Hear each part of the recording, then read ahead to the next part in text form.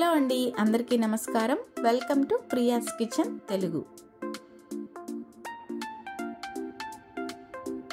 ఈరోజు మనం ఒక హెల్దీ బ్రేక్ఫాస్ట్ రెసిపీని తయారు చేసుకుందాం. అదేనండి సజ్జలతోటి దోశలు. మామూలుగా మనం ఇంట్లో రెగ్యులర్గా చేసుకునే దోశల్లాగానే ఇవి కూడా చాలా టేస్టీగా బాగుంటాయండి.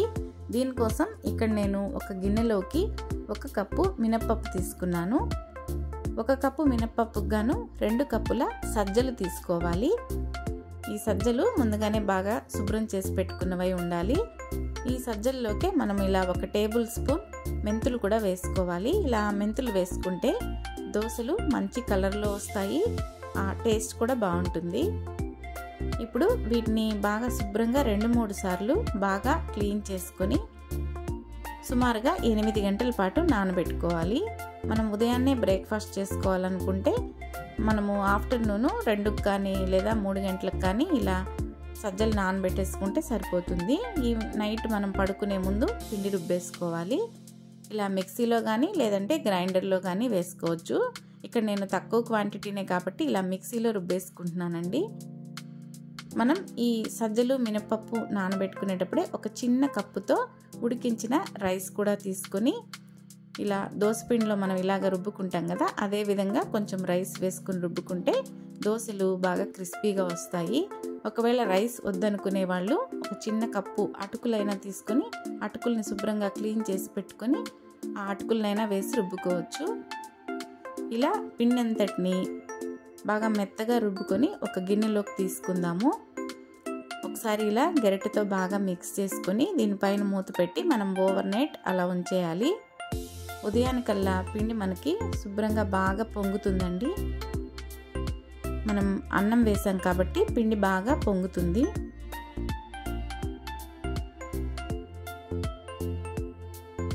ఇదిగోండి పిండి చూడండి ఎంత బాగా పొంగిందో. ఇలా ఒకసారి కలుపుకొని మనకి ఎంత పిండి కావాలో అంత పిండిని ఒక గిన్నెలోకి తీసుకుని మిగతా పిండిని ఫ్రిడ్జ్లో స్టోర్ చేసుకుని ఒక 2 రోజుల వరకు దోశలు వేసుకోవచ్చు. ఈ సజ్జ దోశలు 2 రోజులు కానీ లేదా 3 రోజుల వరకు పిండి మనకి బాగుంటుందండి. అంతకన్నా ఎక్కువ రోజులు పిండి స్టోర్ చేసుకుంటే మనకి పిండి కొంచెం డిఫరెంట్ స్మెల్ వస్తుంది. కాబట్టి ఇలా కొంచెం కొంచెమే మీరు ప్రిపేర్ చేసుకోండి.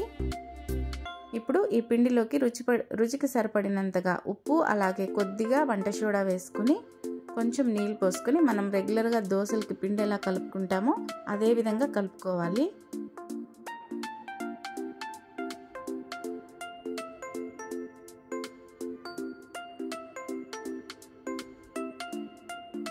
ఇప్పుడు స్టవ్ వెలిగించుకొని ఒక దోశ పెనం పెట్టుకొని ఆ దోశ పెనం పైన ఇలా కొంచెం ఉల్లిపాయ ముక్కని కొంచెం ఆయిల్ వేసి ఇలా పెనమంతా స్ప్రెడ్ చేసి తర్వాత దోశలు వేసుకుంటే దోశలు మంచిగా క్రిస్పీగా వస్తాయి. ఇలా ఉల్లిపాయతో మనం ఇలా స్ప్రెడ్ చేసి వేసుకుంటే దోశలు కమ్మగా కూడా ఉంటాయండి ఆ ఫ్లేవర్ తోటి. ఇలా దోశని పల్చగా స్ప్రెడ్ చేసుకోండి. మీకు ఎంత క్రిస్పీగా కావాలంటే అంత క్రిస్పీగా వస్తాయండి దోశలు.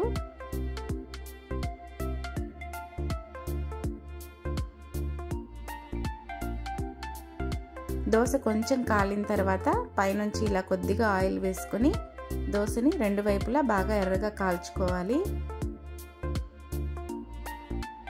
దోశలు ఎప్పుడైనా సరే ఇలా మనం వేసిన వెంటనే ఆయిల్ వేస్తే కొంచెం దోశలు మెత్తగా వస్తాయి. కొంచెం కాలిన తర్వాత ఆయిల్ వేసుకుంటే మనకి పేపర్ దోశల్లాగా వస్తాయి. ఆ దోశల్లో వేసే ఆయిల్ కూడా పల్లి నూనెతో అయితే టేస్ట్ చాలా బాగుంటుందండి. అంతేనండి, మన దోశ రెడీ అయిపోయింది. ఇప్పుడు 2 వైపులా ఇలా కాల్చుకున్న తర్వాత ప్లేట్లోకి తీసేసుకుందాము. ఇవి రెగ్యులర్గా మనం చేసుకునే దోశలకు ఏమాత్రం తీసిపోవండి.